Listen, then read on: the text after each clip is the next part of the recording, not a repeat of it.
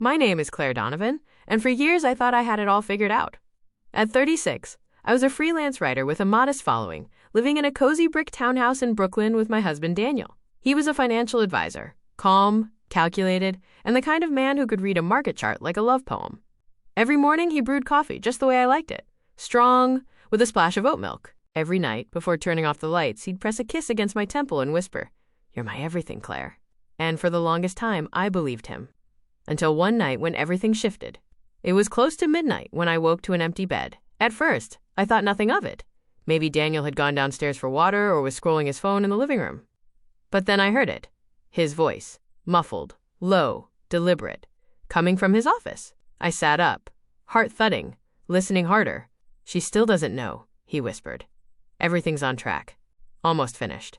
My breath caught in my throat. A cold wave washed over me. Who was he talking about? What was almost finished?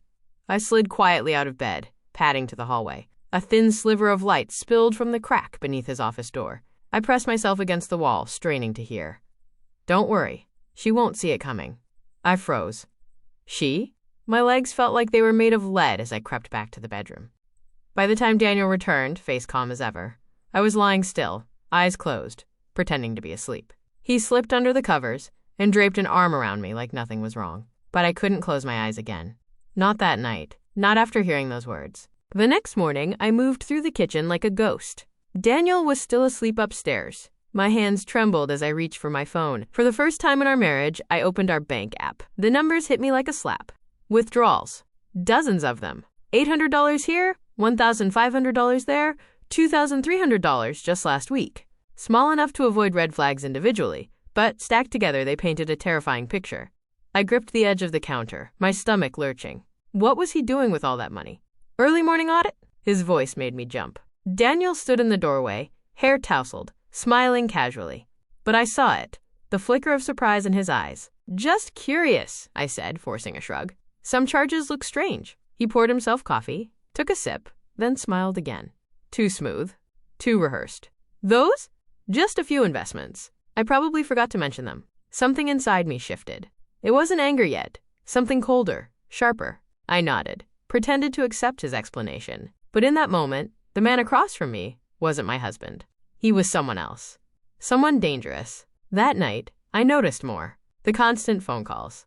The way he turned his screen face down whenever I entered the room. His vague answers, always ending with, "Just business. Nothing for you to worry about." But I was worried. Deeply. And I wasn't going to sit back and wait for the storm to hit.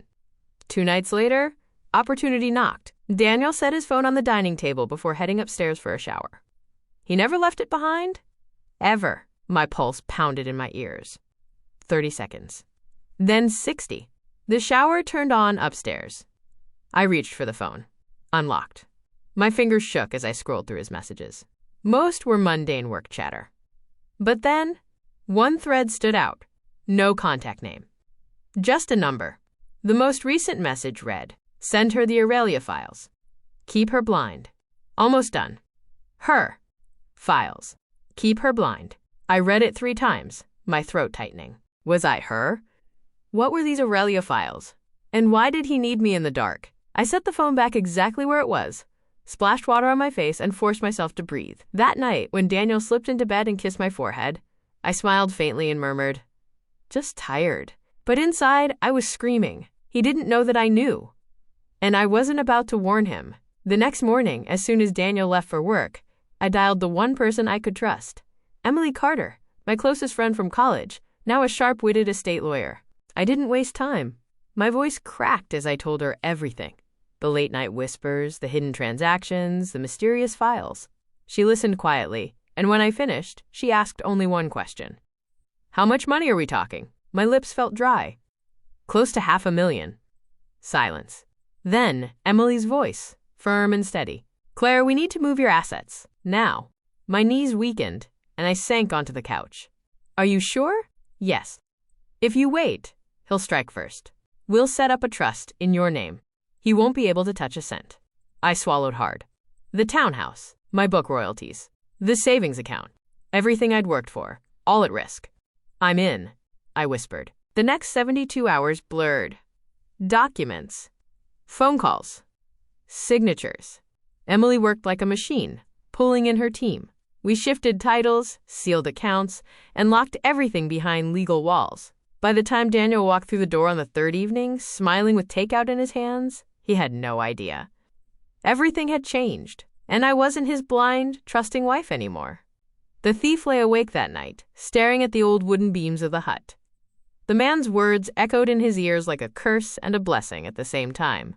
"Take this coin, son, but promise me, one day you'll give back more than you take." It was a simple line, yet it pierced him deeper than any knife. He had stolen countless times before, rich merchants, careless travelers, even temples. But not once had anyone looked him in the eyes and called him son. That single word burned into his chest. Morning came and the village stirred with life. Roosters crowed, women drew water, children ran barefoot through the dusty lanes. The thief stepped out of the old man's hut, holding the coin tightly in his palm, as though it might dissolve if he let go. The villagers noticed him, whispering behind their hands, "That's the stranger who was caught stealing." And the old fool still gave him shelter? Madness. Pure madness. Their voices stabbed at him, but strangely, they didn't wound him. He no longer cared about their suspicion. He only cared about the strange warmth he felt, something he had never known before. Gratitude. That day, the old man walked slowly to his small field, his back bent like a bow, his steps heavy, but his spirit unbroken. The thief followed him in silence, watching. "Why do you labor so much?" the thief finally asked. The old man chuckled. "Because if I don't, who will feed me? This soil gives life, even to the unworthy."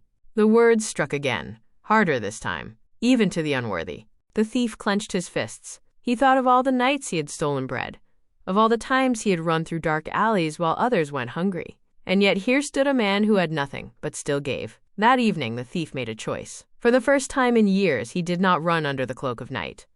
He stayed. He worked. He carried water for the old man. He cut wood. He mended fences. He swept the floor of the hut. The villagers looked on with disbelief, waiting for him to reveal his true colors. But the days turned into weeks, and still, he did not steal. Instead, he gave. One evening, as the sun dipped low and painted the sky with fire, the thief sat by the old man, exhausted but content. "Why did you trust me?" he finally asked. The old man's eyes twinkled. "Because no man is born a thief. Circumstances make them so. But choice makes them human again." The thief lowered his gaze, ashamed. "I don't deserve this life." The old man placed a wrinkled hand on his shoulder. "Then earn it, day by day." And so he did. The village slowly began to change its whispers, from suspicion to curiosity to respect. Children no longer hid from him. They laughed when he carved toys out of wood. Women no longer turned away. They accepted his help at the well. Even the men nodded in approval when he carried heavy sacks from the market. But fate is cruel. One night, as the thief lay sleeping, shadows crept into the hut. Bandits from another village, men as ruthless as he once was, broke in. Their eyes glistened with greed as they searched the old man's hut for coins, grain, anything of value. The thief woke instantly, his instincts sharp, but something was different now. He no longer thought of saving himself. He thought of saving the old man. He stood tall, blocking the bandits' path. "Leave," he growled. "There is nothing for you here." They laughed, mocking him. A thief playing protector? How amusing. But he did not waver. His fists clenched, his body tense. Blow after blow, he fought them back. The hut trembled with the sound of their struggle. At last, bloodied and bruised, he forced them to retreat into the night. The old man rushed to his side, tears streaming down his face. "You could have run, but you stayed." The thief, panting heavily, smiled for the first time in years. "Because this time, I had something worth protecting." The old man pressed the same gold coin into his palm once again. "You've already given back more than you took, but keep this as a reminder." The thief stared at the coin.